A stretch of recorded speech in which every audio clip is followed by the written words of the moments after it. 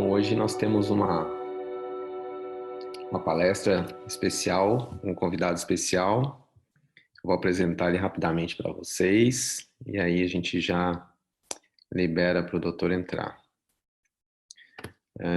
O doutor Roberto é da cidade de Uberlândia, Minas Gerais.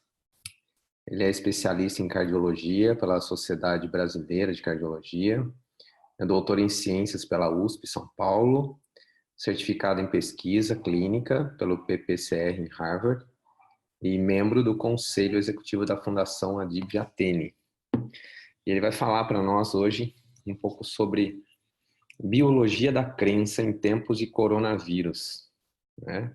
Vamos ver o que o doutor tem aí para contar para a gente. Doutor, seja bem-vindo. É uma grande alegria te receber aqui. Obrigado por disponibilizar o seu tempo aí para falar para nossa família de meditantes transcendentais do Brasil um pouco sobre esse assunto, enfim, trazer o seu conhecimento aí para nós. Fique à vontade para compartilhar a tela, tá tudo aberto aí, já estamos te vendo. Oi, Renan, o prazer é meu. Isso é uma dívida de gratidão que eu tenho com você, e eu vou mostrar isso na apresentação, depois que você me introduziu à técnica, me treinou a minha percepção, as minhas portas de percepção, como diz o Aldous Huxley, mudaram bastante. Eu saí de um plano físico cartesiano para um outro plano muito interessante. Mas para não me perder em divagações, eu procurei sustentar a minha argumentação com literatura, porque se de nada valer o que eu tenho para falar, eu trarei aqui um respaldo de uma literatura que eu acho que vai ser útil para as 366 pessoas que estão nos ouvindo. Então, esse é um tipo de apresentação que a gente faz com prazer, muito prazer, porque é uma troca muito interessante. Quanto tempo eu tenho para falar? Doutor, tranquilamente 15, 20 minutos aí, tranquilo, tá? Tá bom. Segue aí. Eu vou aqui compartilhar minha tela.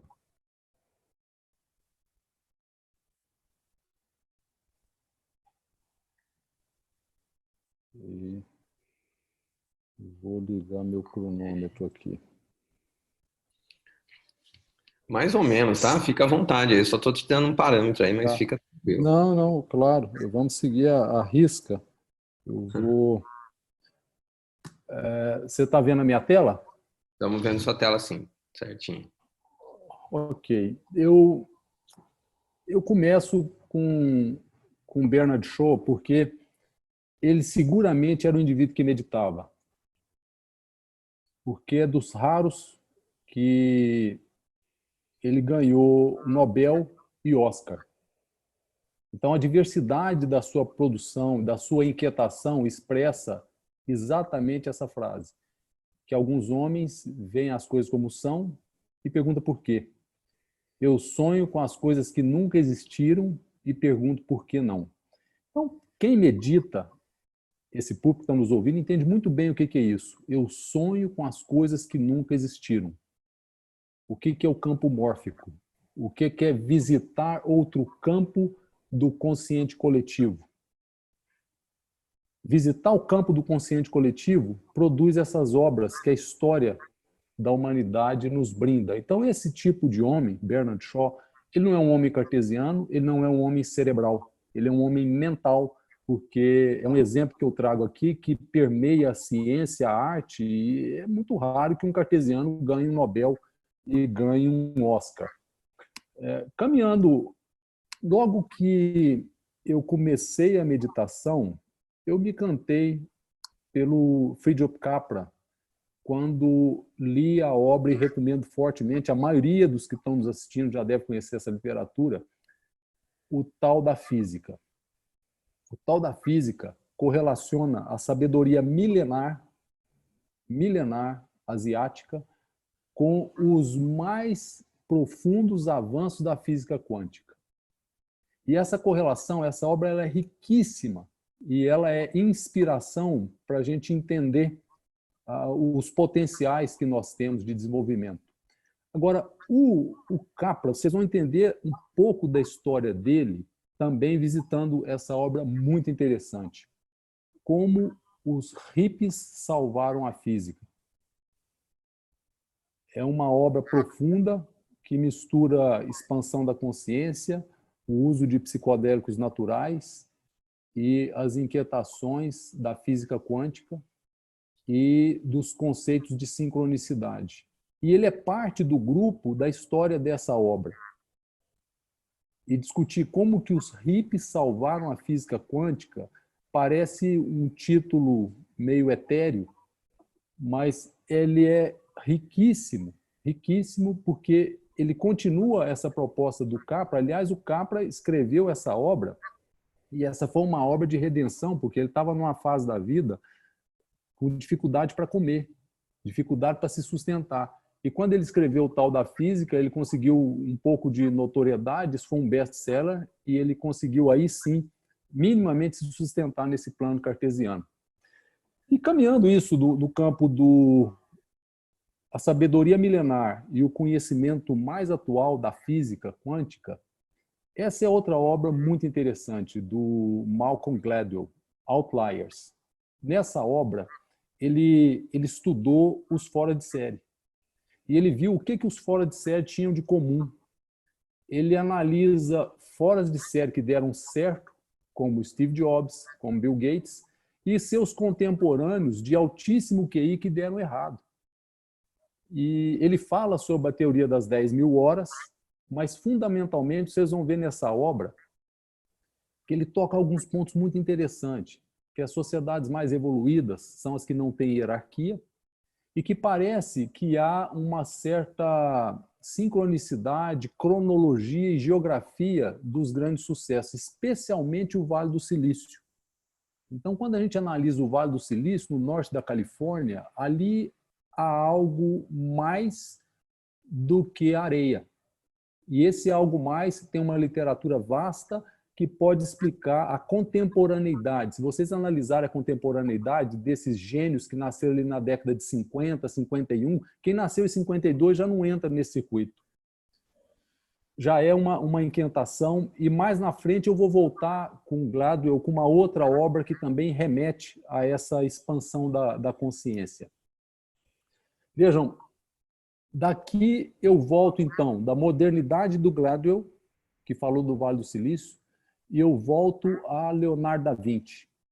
Leonardo da Vinci, que foi uma dessas mentes completamente fora do cérebro, que navegou de arquitetura à medicina, à anatomia, a todas as áreas do conhecimento humano com absoluta exuberância. Mas o que mais me impressionou foi que o Da Vinci foi o primeiro a escrever sobre linguagem corporal, sobre a comunicação não verbal. E é riquíssimo que ele trabalhou 4 anos nas ruas, na Itália, antes de pintar a Santa Ceia.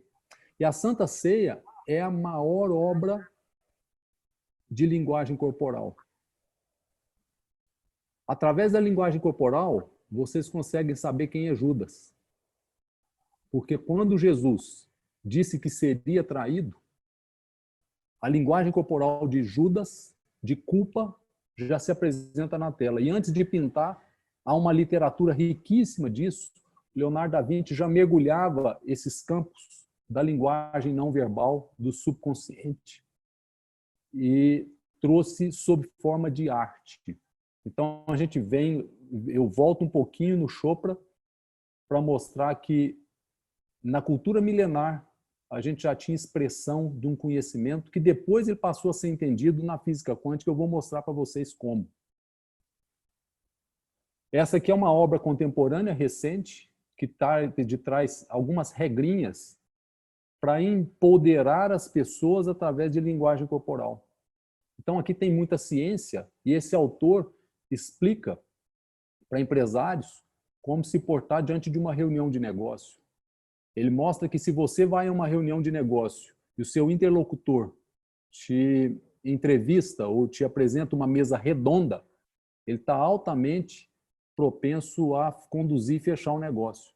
Se ele te coloca numa mesa quadrada, já há ali uma linguagem corporal de que não sairá negócio. Então, isso é uma interpretação científica moderna de uma percepção milenar do Leonardo da Vinci e que remete ao Chopra e, mais uma vez, nos leva a esse conceito de subconsciente, de mente, que está fora do cérebro, que está fora das conexões sinápticas convencionais em rotas paralelas.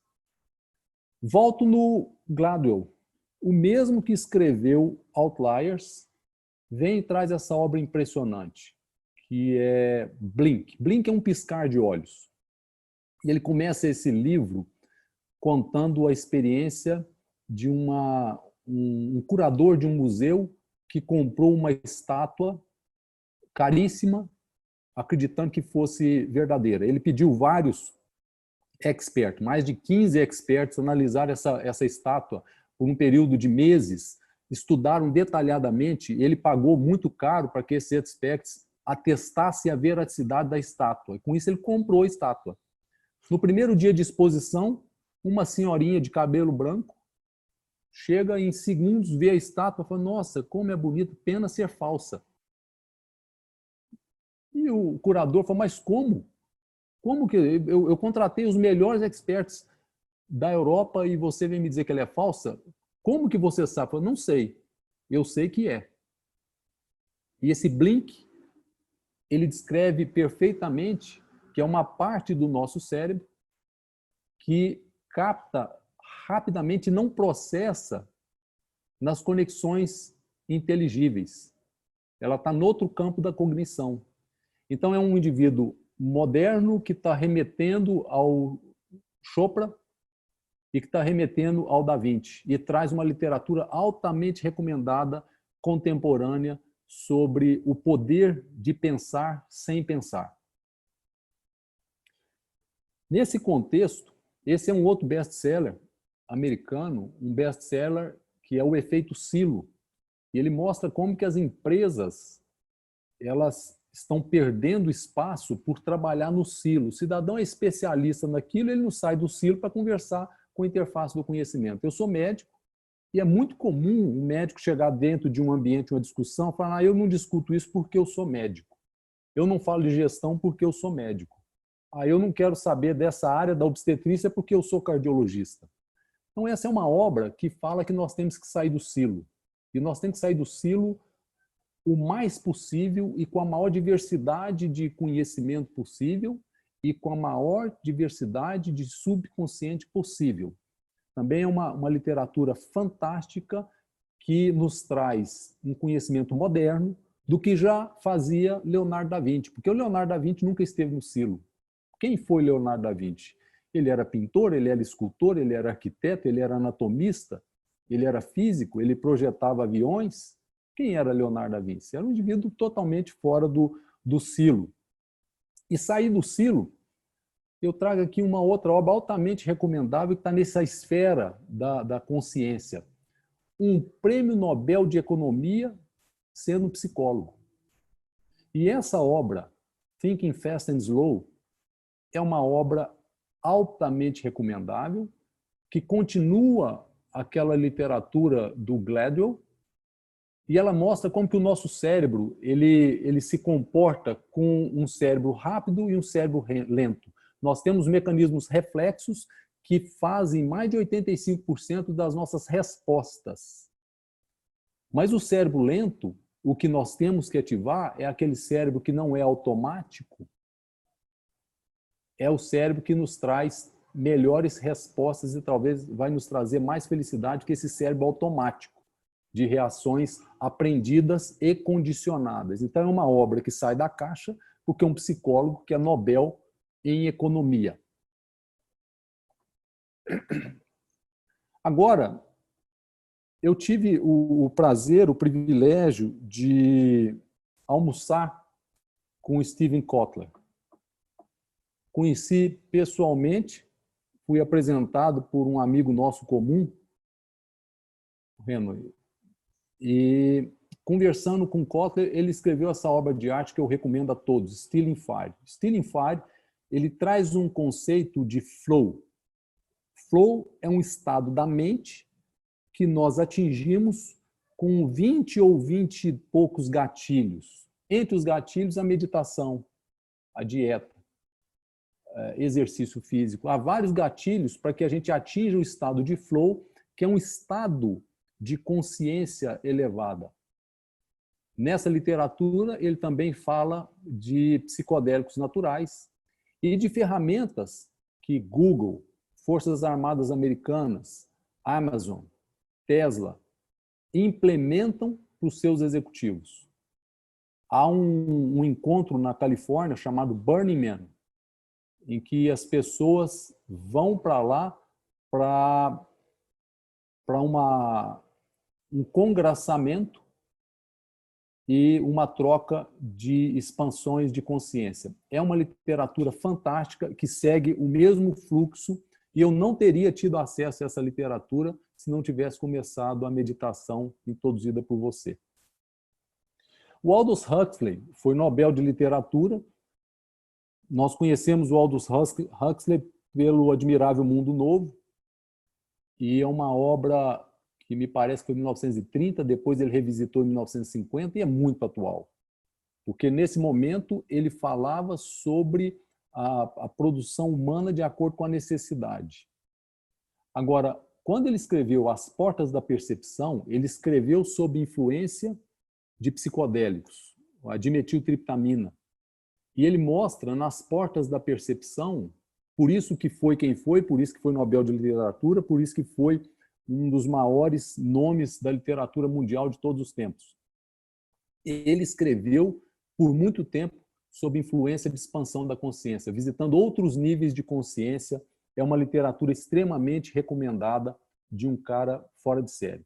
Finalmente, tudo isso converge para um conceito da sincronicidade. Hoje, todos vocês estavam meditando em conjunto e já viram nas várias aulas de meditação o poder dessa meditação coletiva em diminuir assaltos, violência, melhorar a paz mundial, porque há uma sincronicidade.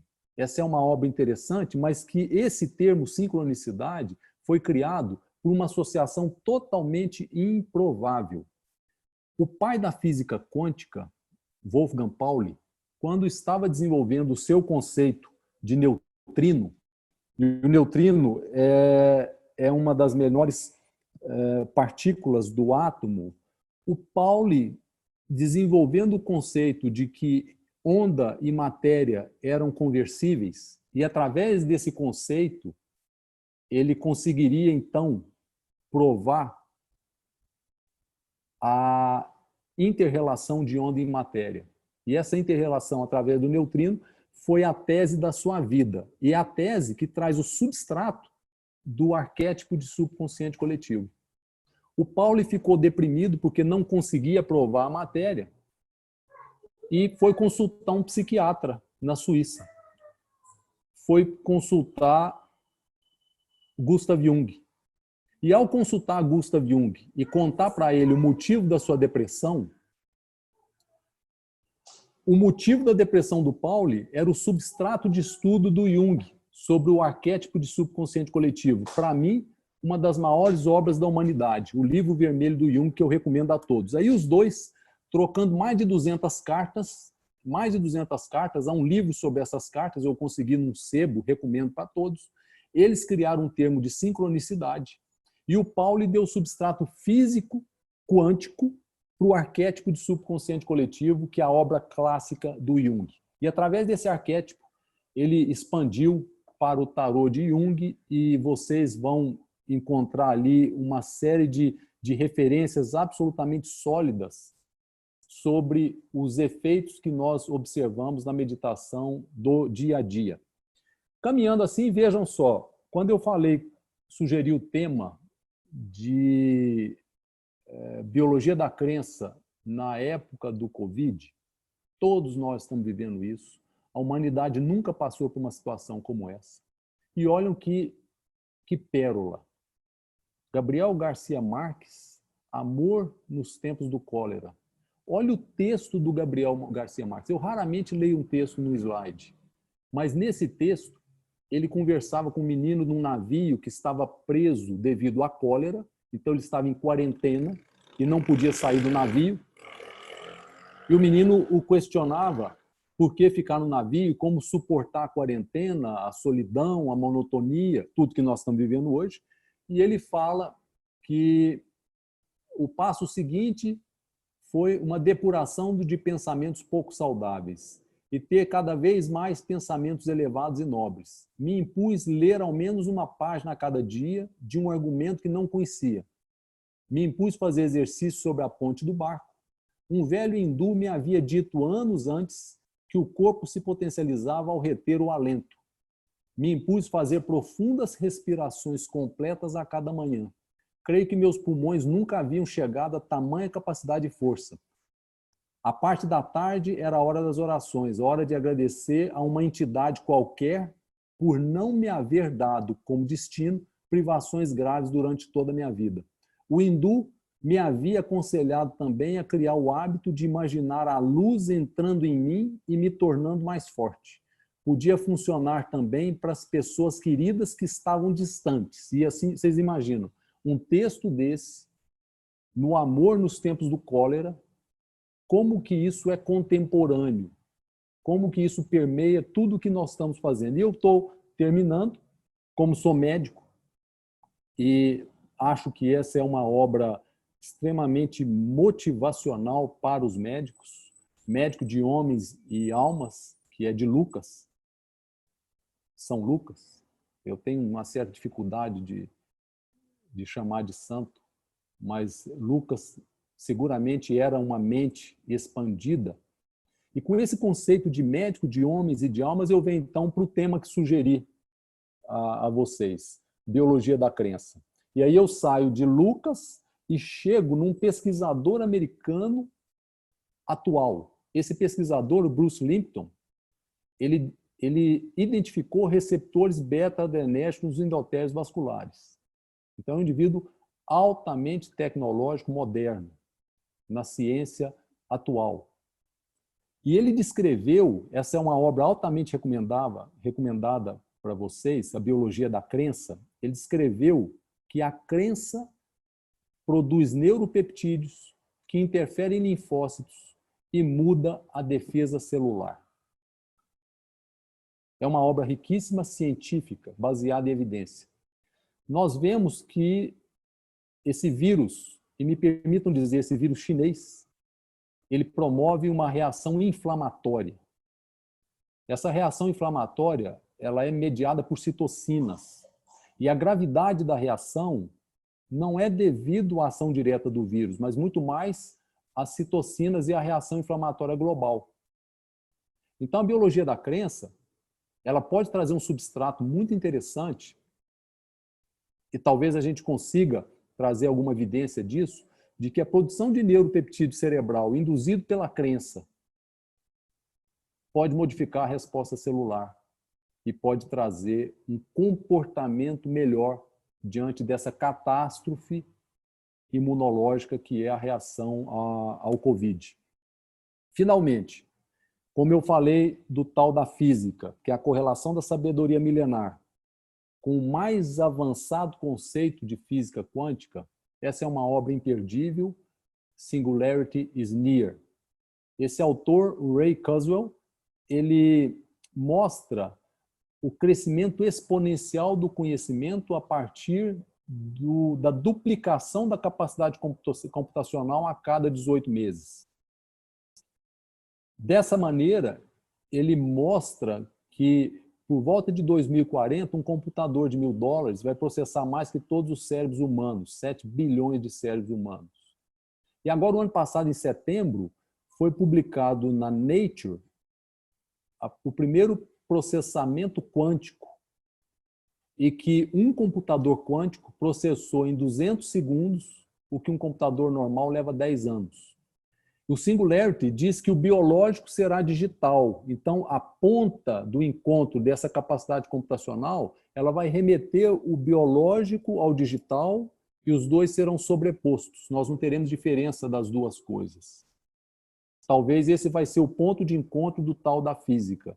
E essa obra traz a, a apresentação científica, física, do caminhar, desde a lei de Moore, que desde 1965 ela vem se comprovando, porque a cada 18 meses dobra a capacidade computacional, e isso torna exponencial.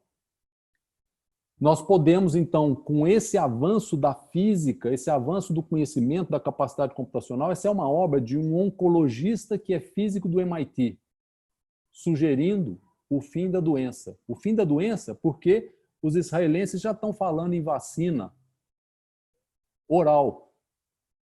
E a capacidade computacional de trocar informações, vocês estão vendo, a troca de protocolos, os ensaios clínicos, randomizados, multicêntricos, internacionais, com milhões de pessoas, nós estamos caminhando, talvez, para o fim da doença. E essa colaboração mundial se dá no campo da internet rápida, do 5G. Esse 5G que consegue baixar um arquivo, baixa em 1 segundo o que a internet atual pode levar 8 horas. Esse 5G, ele pode ser o que a gente já faz num ambiente de meditação coletiva. Então, nós estamos caminhando para esse ponto e é provável que as mentes que se expandam nesses ambientes de meditação busquem insights de conhecimento a priori, porque Sócrates falava do conhecimento a priori, e ao buscar esses insights, vêm as descobertas que todas são por acaso. Todas são por acaso. É alguém que tropeça no laboratório e descobre uma molécula. Esse por acaso, ele vem de insight do arquétipo de subconsciente coletivo. Finalmente, eu trago essa obra do Thomas Friedman. Ele escreveu O Mundo é Plano. E vejam que coisa fantástica. Obrigado por estar atrasado. Essa obra, ele diz que quando se aperta um botão de pause numa máquina, ela para. Quando você aperta o botão de pausa num humano, ele começa. E ele, numa literatura muito rica, ele mostra como que, quando o homem para, como agora nós estamos parados, quando ele para meditar, ele começa, ele expande a sua consciência, ele acessa níveis de conhecimento e aí ele traz uma riqueza para a sociedade cartesiana. Com isso, eu concluo, essa é uma obra que muitos senhores conhecem, que foi um estudo de Harvard que levou 70 anos, o pesquisador principal morreu e ele estava estudando quais eram as variáveis que levavam à felicidade. Ele analisou riqueza, dinheiro, ganhar na loteria, etc, etc. A primeira, mais importante variável para a felicidade era networking produtiva, relacionamento. Isolamento era fonte de infelicidade. Então, esse é um desafio que nós temos agora, porque nós estamos isolados e temos que buscar ferramentas, porque essa é fonte de infelicidade e vai ser um desafio que nós vamos ter. Com isso, eu queria plantar alguns questionamentos embasados em literatura, e essa literatura que vocês podem aprofundar muito mais do que esses 25 minutos, mas essa foi só uma maneira de expressar a felicidade que eu tenho de estar conectado com você e com todo mundo que te cerca, porque só te cerca gente boa. Muito obrigado.